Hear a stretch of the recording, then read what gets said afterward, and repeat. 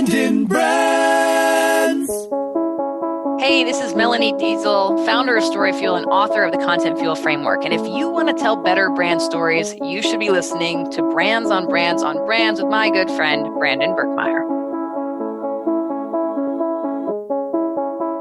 In a world where advertising is ignored, business is exposed, and the only constant is change, how do you build a brand that matters?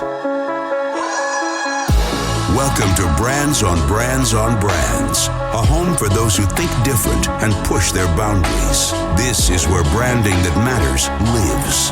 Now, here's your host, Brandon Birkmeyer. Hey, what's up, everyone? Welcome to Brands on Brands on Brands. I'm Brandon Birkmeyer, your personal marketing coach, and I believe that building brands that matter is the only way for a business to thrive tomorrow. Thanks for tuning in each week as we bring you thought leaders and entrepreneurs from across the globe to talk about marketing, to educate, to enlighten, to inspire, to help you build a better brand. Thanks to you and your listenership, we are a top 100 marketing podcast and are able to bring to you the leading minds in marketing, keynote speakers, authors, entrepreneurs, and top podcasters. If this is your first time listening to the show, make sure to go to brandonbrands.com and join our updates and newsletters and all the content. You can reach out to me directly there too. Go there for more information, and that helps us out as well. We want to connect with you guys who are listening. But with no further ado, this is an interview episode. We are excited to bring you Melanie Deziel, the founder of StoryFuel. She's an international keynote speaker and a lifelong storyteller. She's recognized as one of the world's leading experts in native advertising and branded content. As a speaker, she's taught marketers around the globe to think like journalists and tell better brand stories, which you know we are all about here. How do you build better brands? Well, tell better stories. She's a member of the National Speakers Association and has graced the stages of industry-leading events like Content Marketing World, Native Ad Days, and Social Media Marketing World, which she will be at here in 2020, which I'm going to go see her and hang out at. She's been at South by Southwest and more. And prior to founding StoryFuel, she had plenty of these branded content, business development, content strategy type jobs at places like, I don't know, you might have heard of them, the New York Times, Huffington Post, those kinds of places.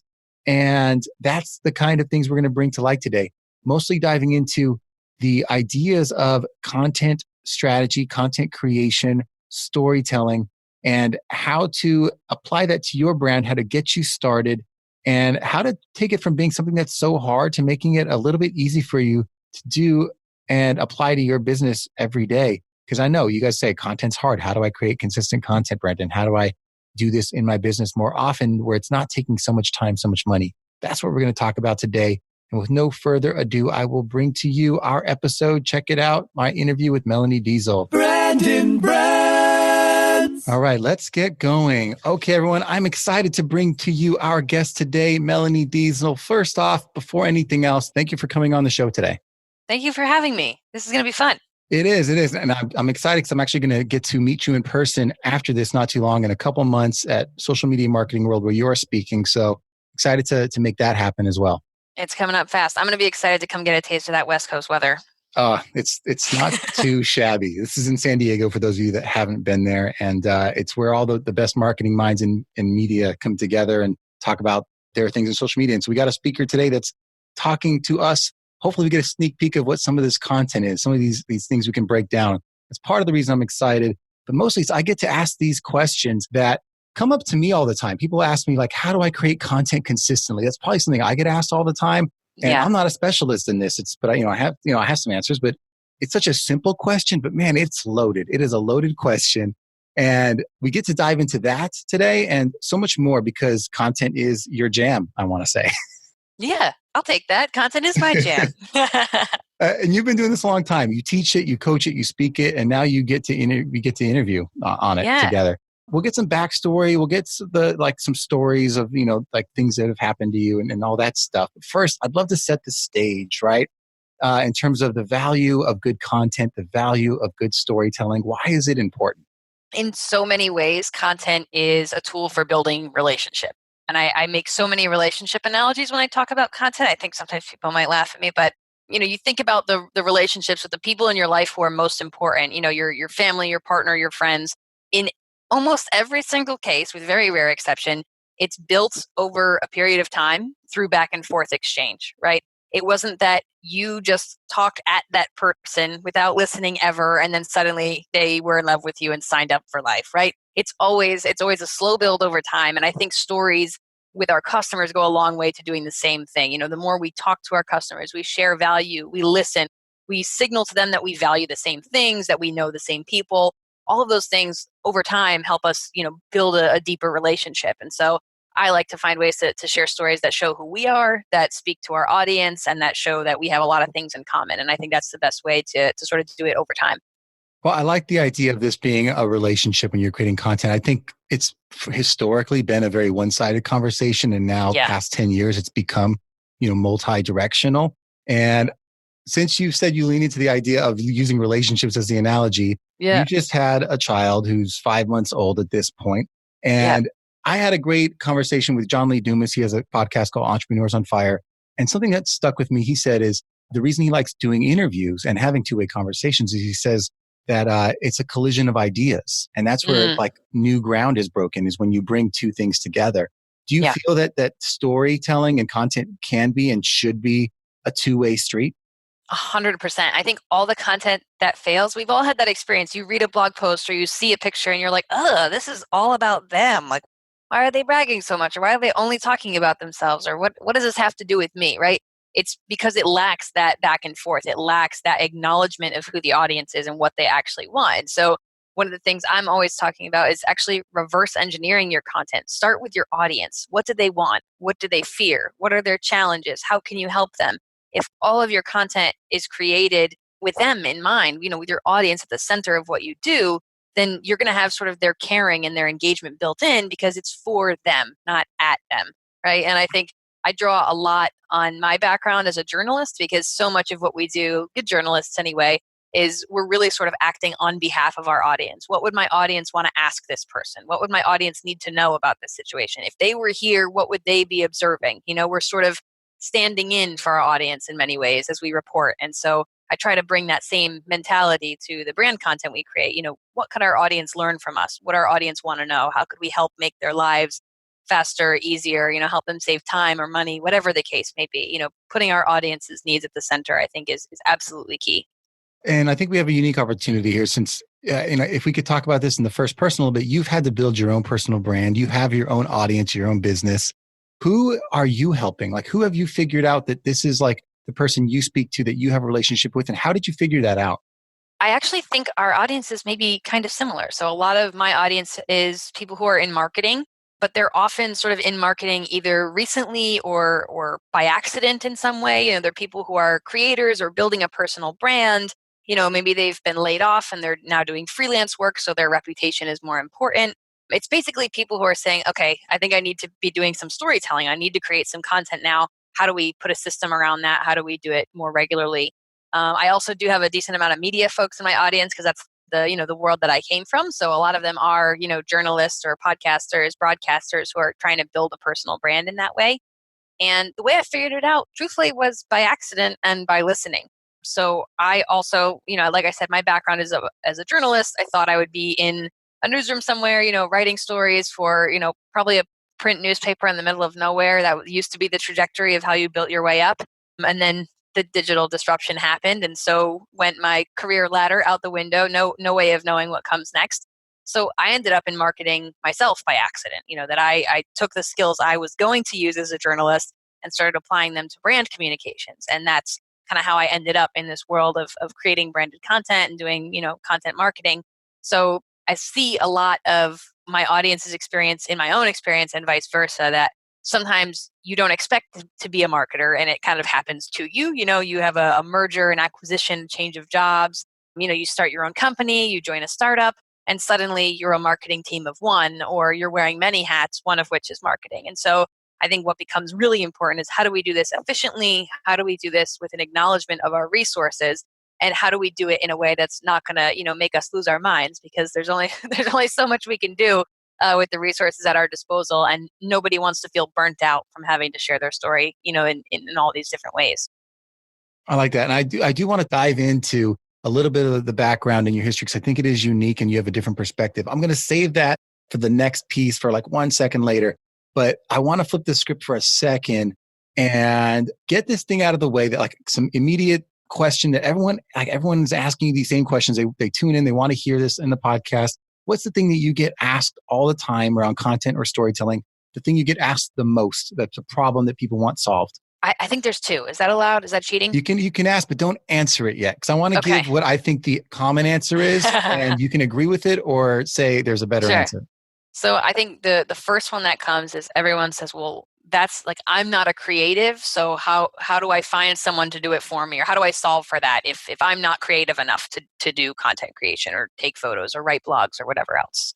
Gotcha. So yeah, not creative enough. And I imagine the answer is that you don't have to be creative. You just have to tell your story or make it personal or something like that. Well, I mean, is it time to answer? Please. Or are we saving? Yeah. So I would say that the answer is actually that you are creative and you probably just don't know how to tap into it, right? Is that so much of creativity is handing responsibility to some other entity, right? It's luck, it's a muse, you're born with it. I'm not Steve Jobs, I'm not Beyonce, whoever it is that you look to for creative inspiration, right? But it is a process and it is a muscle that you can work out, and it is something you can practice. And so anyone who's feeling not creative has probably been put in a position to try to come up with some sort of creative solution where it wasn't an ideal situation, and so they didn't have the right conditions to do it effectively, and that has made them believe that they can't do it ever. Yeah, I don't know how many terrible brainstorms I've been in, and that was like our one creative outlet for the day. And yeah, so why are we so bad at it? I guess why don't we tap into it as much as we can? And maybe it's just not part of our normal jobs every day. Yeah, exactly. And I think it's not something that we're generally trained to do, right? It's not oftentimes the essentials of life, of moving through the world as a functional adult person, doesn't involve training for how to think creatively or come up with ideas. Hopefully if you're lucky and you have some sort of creative passion, whether you're a writer or a photographer, or you have some hobby, you maybe have practiced that on your own or through dance or something else, music. But if not, then you kind of think that that's something for other people, right? It's not something that you generally find in your day-to-day work. If maybe you're working in food or retail, maybe you think that creativity is not important for you and what you do.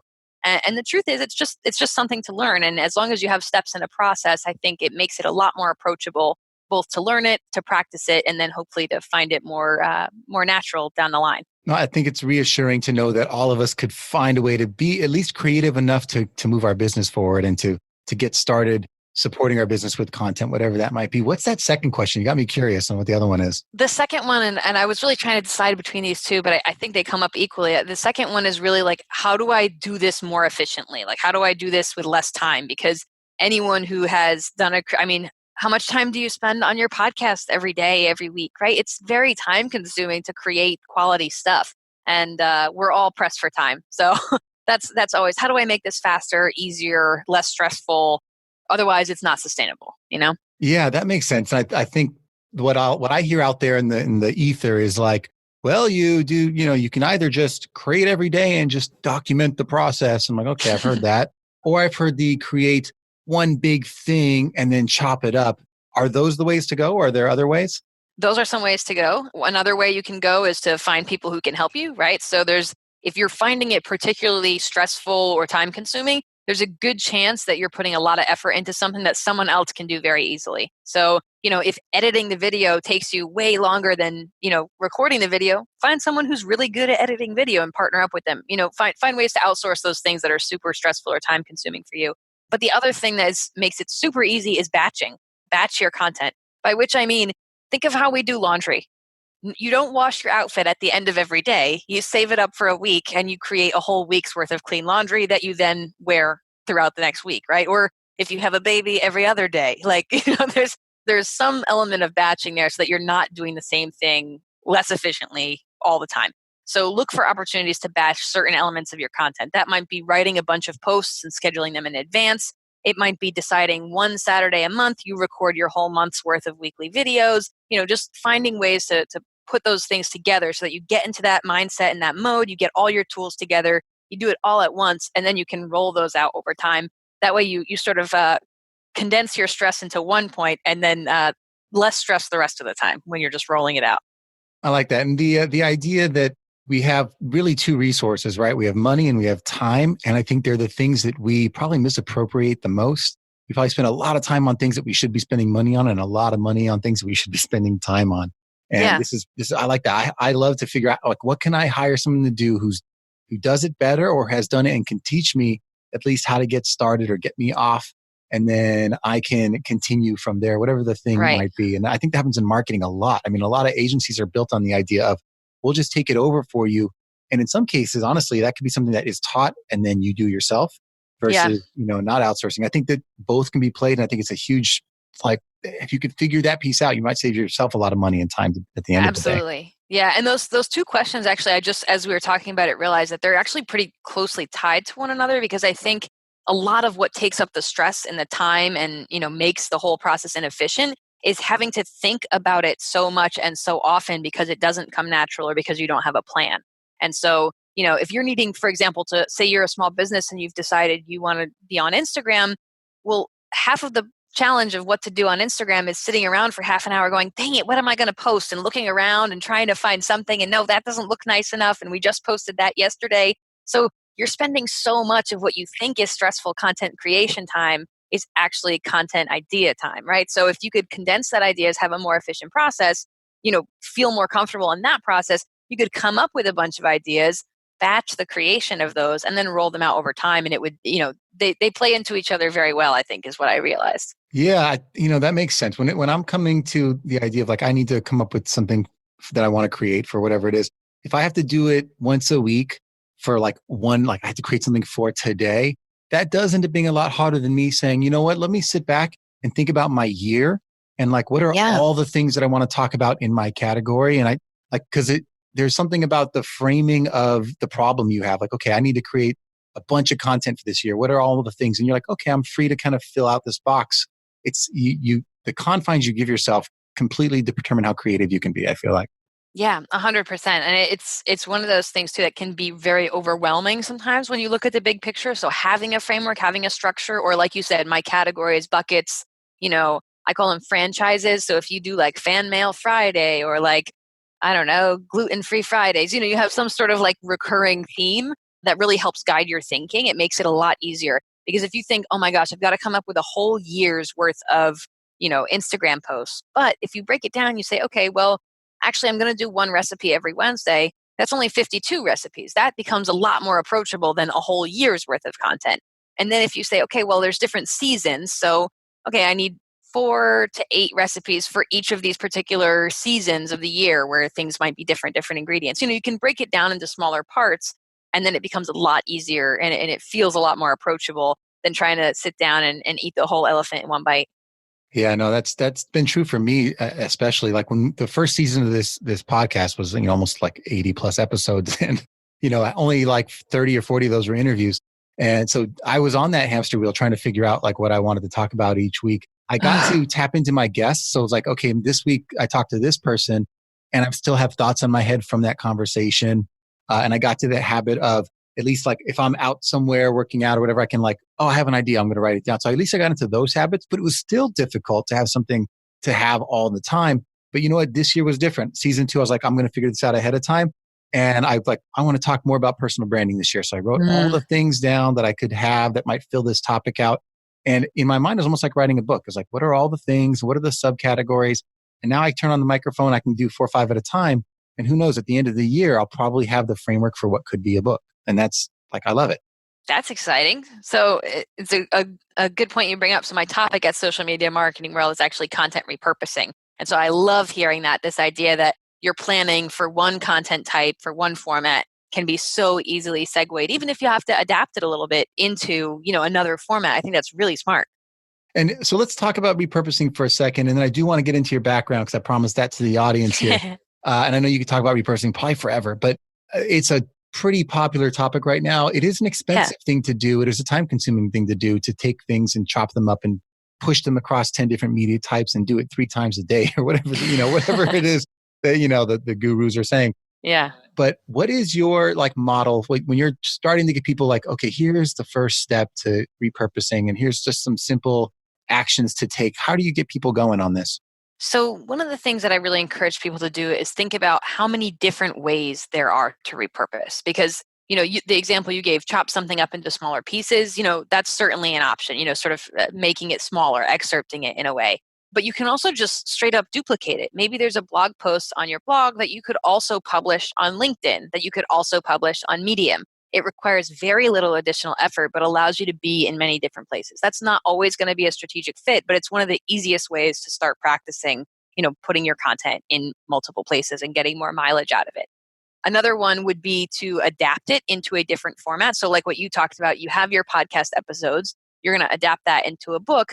It's actually not a ton of effort. You could upload all of those into a transcription service and basically have a starting point with words already written. So that would save you a lot of work, but you can do that with other formats too. So if you've created a video, splitting that into images and audio is fairly easy. And then as we just said, having audio turned into written content is very easy. So now from one video, you have a blog post, the written form, you have a podcast if you wanted, just the audio from that video, and you have the images that you can use for your social posts. So, breaking things down into smaller parts, adapting them into other formats, duplicating them in different places.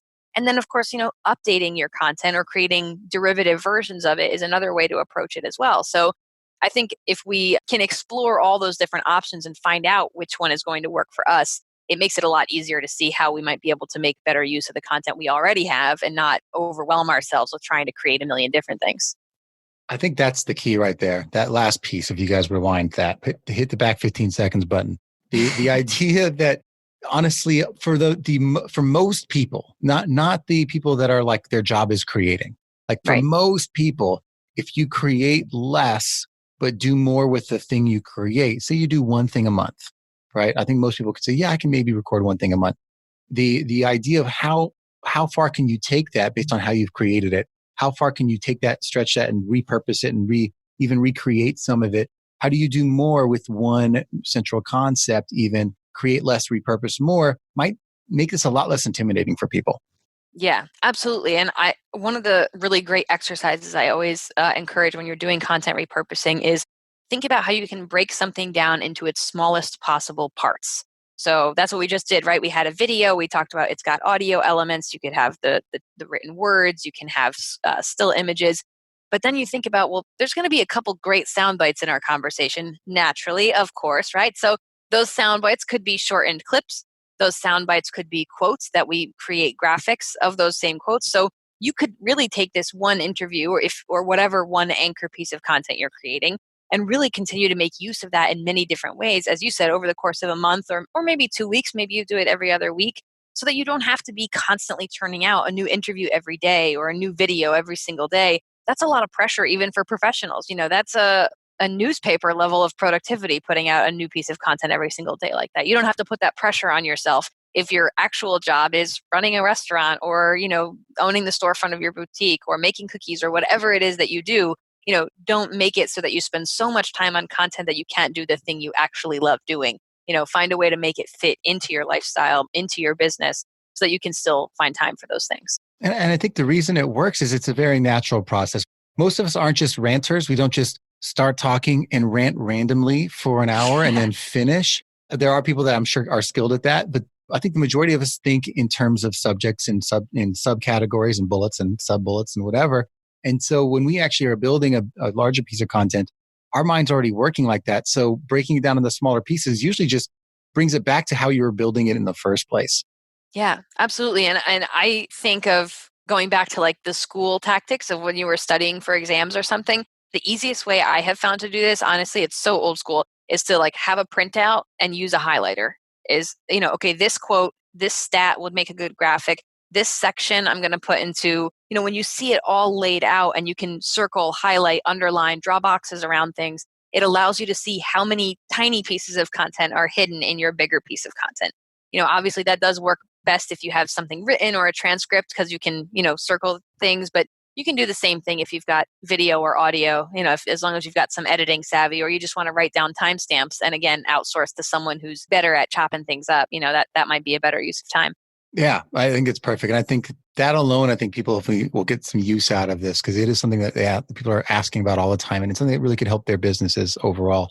Now let's get into a little bit about you and why this is like something that you're doing now overall. Where did you come from? I know you have a little bit of like a native content background, branded content background. I understand what Yep. that is, but let's talk about that so the audience gets it and like where you started from. Sure. So native advertising is kind of a buzzword. So you may have heard it used in a couple different ways. So I'm going to give you the general definition that you may have heard elsewhere and then the specific way that I was involved. So generally speaking, native advertising refers to any kind of advertising where it natively fits in its environment. So you think about plants are native to a region or people are native to certain places. You're native to LA. So, using that word with regards to advertising just means that this advertisement really fits and belongs here. It kind of blends into its environment, not in a tricky way, but in a way that it really belongs here. It fits in. So that could be used like on Twitter, since that natural environment involves tweets. A native advertisement on Twitter would also be a tweet, a promoted tweet, right? We see those in feed all the time. Same thing about a post on Facebook. So when it comes to my application, I was working in publishers. I worked at the Huffington Post, I worked at the New York Times, and at Time Incorporated, which is a series of magazines, Time, Fortune, People, Entertainment Weekly, etc. So what was native for us, what people came to us for, was content, articles, videos, blog posts, slideshows, things like that. So if a native advertisement in that environment had to be content as well. People were coming to us for articles. So an advertiser, if they wanted to fit in, needed to provide articles of the same quality.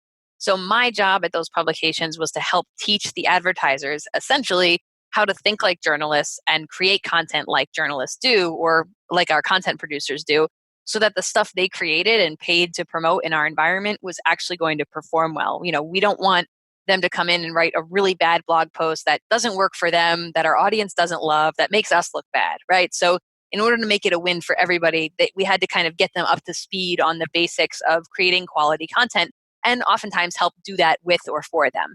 So that's really what I was doing at HuffPost Partner Studio, which was that brand content team, at T Brand Studio, which was the New York Times brand content team, and then at the Foundry, which was Time Inc.'s brand content team. And then 5 years ago, I set out and actually started StoryFuel, which is my company, where now we don't do that just for individual environments like the New York Times or HuffPost, but we help brands and marketers learn how to do that in any environment so that they can take that same storytelling skill set, for content marketing and apply it no matter where their content is going to end up. So, we started very specific to one publication and now we're focused on content no matter where it lives. I love that. And you have since you have this kind of unique background that is not necessarily marketer first, like you have this kind of journalist first slant to it. I want to hear more about that. But first, let's talk about you have this knowledge you've put together that you're bringing to the table that you're speaking about. You're putting this into a book, right? When's that coming out? So the book comes out February 24th. It's actually available for pre-order at Amazon, Barnes & Noble, wherever you like books online right now. But the February 24th, it will finally be in people's hands, which is really exciting to me because it's just been in my head for so long. I'm excited for you. And it's called the Content Fuel Framework, How to Generate Unlimited Story Ideas. Why this book? Why now? So this was really my way of trying to give away the secret system that was in my brain. I didn't really know it was there. It was, everyone has that thing that you asked earlier. What's the question people ask you about all the time? I was hearing from others that my superpower is sort of coming up with these ideas that people could come to me and say, well, I know people say this content marketing thing is great, but I run this kind of company or I have this kind of brand and it doesn't work for me. And to me, that was so exciting. I would go, no, wait a minute. Okay, so you could do this and you could make a map and you could make this. And I would sort of run through a bunch of different content ideas off the cuff. Challenge accepted. Yeah, I love that, right? But then people would say, well, how did you do that? Like, how did you find these hidden gems, in what I thought was, an empty cave? And I couldn't explain it. And that really bothered me. I couldn't explain what was happening in my head. I just knew how to do it. And that's not a good answer when you're supposed to be helping others, right? So I spent a lot of time trying to unpack and really think critically about what is this series of steps that are happening in my brain that allows me to find these different combinations. And what I essentially came up with is I run through a list of focuses, things we can talk about, right? We could focus on people, we could focus on data, on history, on curating something. And then I run through a list of formats. Okay, we could do that through writing, video, audio, infographics, etc. So that was really the system. My brain had this sort of giant list of potential focuses and this giant growing list of potential formats. Now we have TikTok and we have Byte and all these other platforms that pop up. And my brain was just mixing and matching until it found combinations that worked well. And so I figured the Content Fuel framework is sharing that exact formula. Here's a bunch of focuses you should consider. Here's a bunch of formats to consider. And here's a system that allows you to mix and match them in a way that you could sit down thinking, I'm not a creative person. And all you've got to do is mix and match different combinations and see what works. And you've got 100 different ways to tell that same story. Yeah. And if you're the type of person, because there's two types of people, right? There's either people that want to figure this all out for themselves, or there's people that want to get there faster and just have someone do it for them. What's great is I feel like there's two options here. They can go buy the book, learn about these structures for doing it quickly for themselves. They can go to iwantmelaniesbook.com. That was really creative of you to make it easy for them to remember. Nice and easy. That'll all be in the show notes too. iwantmelaniesbook.com. You can go to buy the book so that you can just read through and do it yourself and kind of repeat that over and over and over again. You could also go to StoryFuel.co, which is Melanie's site, and work with her. If you're like, yeah, that sounds fine, but really I don't have the time for that. Maybe you're that person. You work with people as well on this, right? We do, yeah. So we've got a couple different ways that we work with people because I know everyone operates differently. Like some people, and some people want a hybrid where they want to be taught, but also want some help doing it at first, right? So yeah, you can work with us in a consulting capacity where we work with your business over the course of many months. That's often for, bigger businesses who maybe have some giant initiative coming up they need to invest in. But we also have a mastermind, and this is more for, creators that are solopreneurs, people building a personal brand, or someone who's kind of on a marketing team of one. Maybe you don't have a ton of support and help in your organization. You're kind of doing a lot of this yourself. The mastermind is a small group, so it's a little more price efficient, and it allows us over the course of 12 weeks, I sort of teach you this whole format and a bunch of other things, how to measure your content, how to build a strategy, all of that, so that by the end of 12 weeks, we've not only done a significant amount of it together, but you have the skills to keep it going yourself. But yeah, we also work directly with people. We call it a content strategy super session, where we hop on a video call for like 90 minutes and we run through everything, and we will get you as set up as we possibly can. That's like the cheat sheet silver bullet. We'll get as much as done as we can. Super fast option. Yeah. Yeah. And the reason I had to stop here and point this out more obviously to everybody is it is literally the thing that everyone asks all the time. It's, I don't know how to create this content for my business and how to do it at a level where I can do it a lot and consistently. So like, this is why we have Melanie on today, is to answer these questions for you. You get a little bit in the podcast. You can get more from the book. You can get more directly with her at the site. So, you don't have to ask anymore. You can just go get it done. Check it off your list. And if you pause this episode, go to Amazon, put it in your cart, get it done. The Content Fuel framework. It's that easy.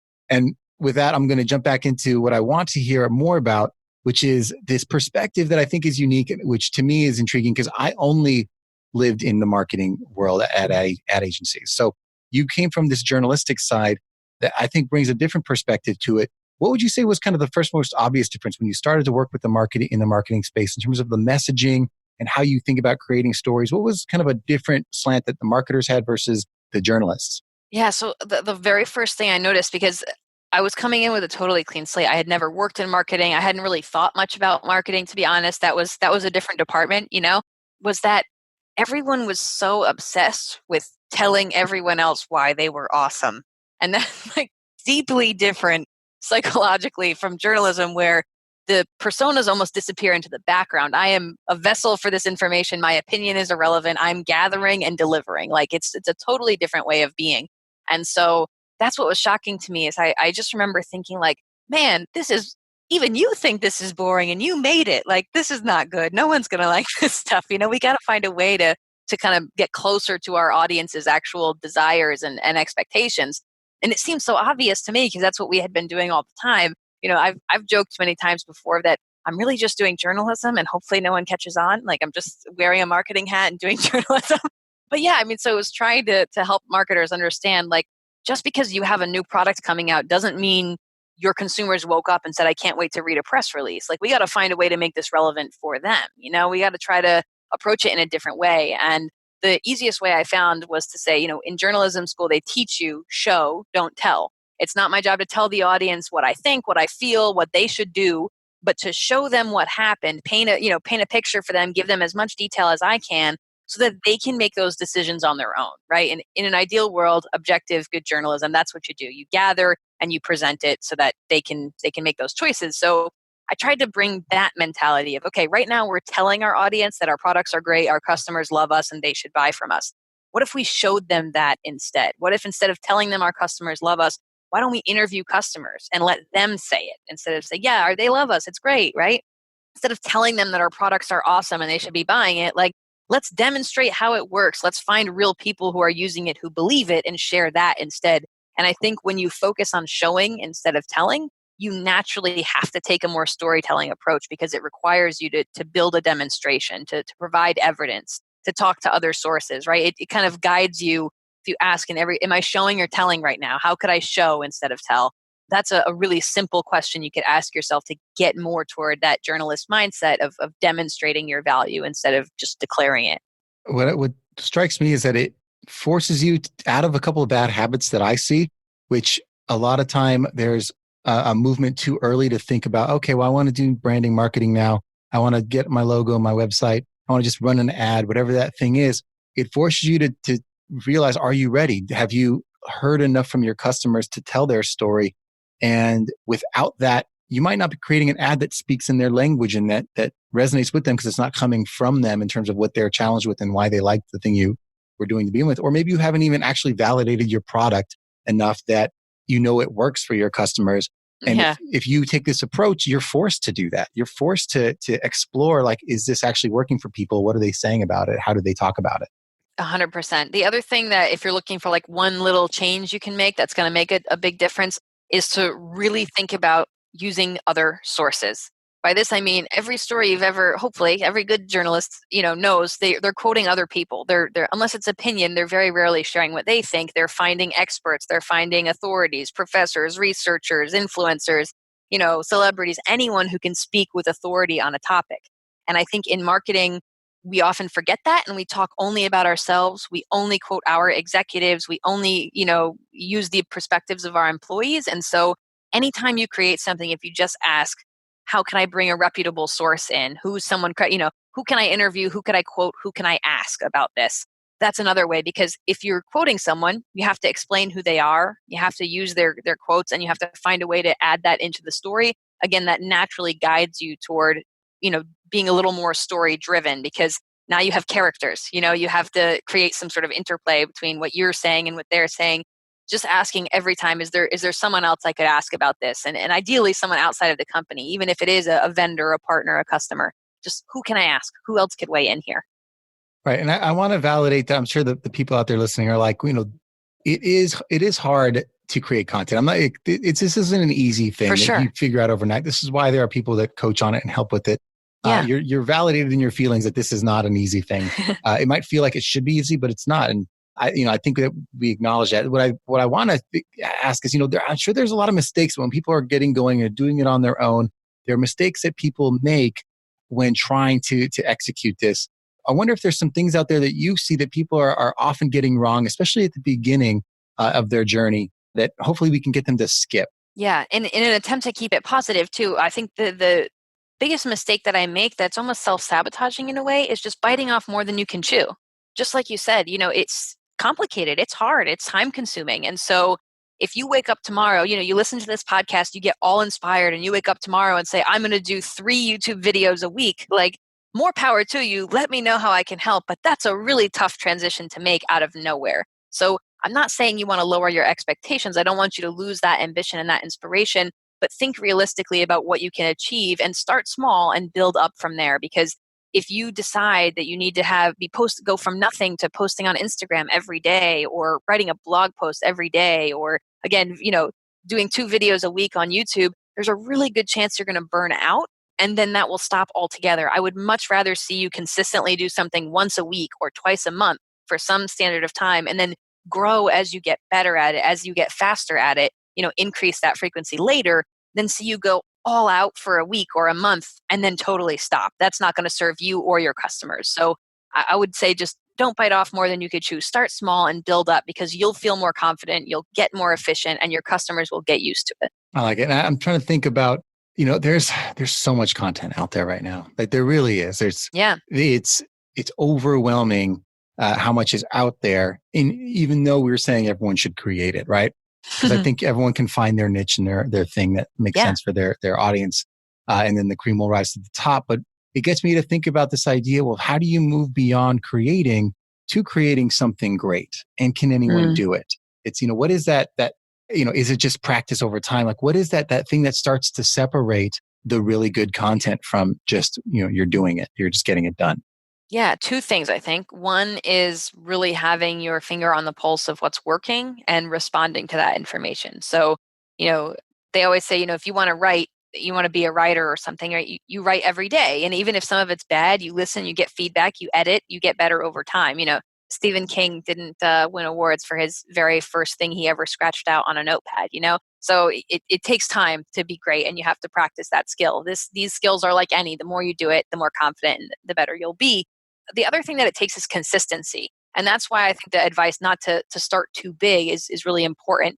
You think about the things that you love, the people that you follow on social media, the shows that you tune into and watch on TV. The reason you can grab onto that is because you know when it's coming and it always shows up. If you showed up at the movie theater and the hours were irregular and half the time it was closed, you probably wouldn't keep going back, right? Same thing with a restaurant. If the hours were just not posted and totally random, or they were posted and then not adhered to, you'd feel betrayed. Like, I thought I was coming here for a meal and now I can't even get in the door. So you don't want to give that same feeling to your viewers, subscribers, followers, whoever they may be. So picking something consistent and showing up, even if it's less frequent, is really important for building a loyal following, building relationships. Again, showing up. Don't stand up your audience if you've invited them to a date. Just keep showing up. And over time, that trust will grow, and forgiveness will grow. If you come to a point where you can't, deliver on something some week, there's understanding at that point. I would say if you follow any sort of reputable YouTuber, you'll see at the end of every episode they always say, "Follow me. I put out new videos every Thursday." Right? They know that consistency is what keeps people coming back, and they can promise that to their audience. So whatever that looks like for you, you don't have to declare it and say, follow us on Instagram. We post new new photos every day. But, deliver on that promise. Make sure that they can, show them. You don't have to tell them necessarily, but show them that you're going to show up and keep delivering things that provide value to them regularly. Yeah. And I guess that's like a lot of things, right? It's, we want to know what the steps are, what are the right things to do. But really, it's not just the right things to do. It's the practice of it, right? It's the doing it over time and getting better and better at it. And if you think of writing, like you think of other things that are hard to master, like the art of cooking or a sport or whatever it is. It's like, yeah, I can teach you the right way to dribble or shoot a shot or whatever the rules are of the sport and how to do things faster or better. But it is in the practice of it that you realize the nuance that are going to make the thing better each time and make you stronger at it personally. I like that. I don't always hear it exposed like that, but Yeah. it is those two things together. It's the practice of doing the things right over and over again. There's I don't know if you've seen this. There's a series that came out recently on Netflix called Cheer, about a particular cheerleading team that is wins all their competitions essentially. And she had a quote where we said, "We practice until we get it right, and then we practice until we don't get it wrong." So I think that's a good distinction there, right? You keep practicing until you get good, and then you keep going until you're never bad, right? Or mostly never bad, right? So I think that's a good way to think about it. Is that you don't have to aim for great right now. We're trying to get good, and then once we're good, we can aim for great. It's a nice way to get there. Yeah, it's exactly. I mean, everyone that I look up to, that's exactly what I feel like the message is, and it's out there. Everyone sees it, but when you don't always apply it to the things that you have to do that are right in front of you. And I'll acknowledge that one of the greats out here in LA passed away really tragically this week, Kobe Bryant. And not to put a damper on this, but he was a huge idol of mine, and he used to say that he wanted to be so good in practice, like when you're going into playoffs, that it was so hard in the practice that it made the game feel easy. Like, because you didn't just try to get as good as the game. You tried to get it so that the practice is actually harder than the real game. Right. So that by the time you got to the real game felt easy. And I feel like the cheer team takes that same approach. My wife loves that 100%. show. and that's the Mamba mentality, right? That's how he was. That was his work ethic. And it's the same thing. You could go to one practice with Kobe and he could show you how he shoots free throws. It doesn't mean you're going to be as good the next day. He's put in that work. He shows up consistently to those practices every single day. And that's what made him so great at what he does. Yeah, I think that's a fair enough thing to end to bring the show around the close on, because at the end of the day, what this all is getting around the right people that can teach you the things that you need to do and maybe inspire you and keep you accountable to actually doing the work and getting in there every day. Like I love accountability teams and practice and people to learn with. Mm-hmm. But I appreciate that. That's probably what's going to separate you and your business over time is, are you getting around the right people and are you putting into practice these things you're learning over and over and over again? I think that's I think probably the best thing we could leave them with today. So thank you to our guest, Melanie, for coming on today and sharing what she's been doing all her life and what she's been helping people with and bringing it off the stage and into the podcast to us today. So thank you, Melanie, for being here. Thanks for having me and letting me share my story. Absolutely. And again, guys, if you didn't push pause and get the book, I'll tell you one more time, go to iwantmelaniesbook.com to get that pre-order done so that you have it in your box ready to go when it launches on February 24th of 2020. Thank you. It's been a pleasure. Thanks. You've just taken your marketing knowledge to another level with this episode of Brands on Brands on Brands. But we have plenty more ways to not just help you build a business, but build a brand. Head over to brandandbrands.com for more resources, as well as access to our blogs, videos, and exclusive coaching sessions with your host. Be sure to visit brandandbrands.com.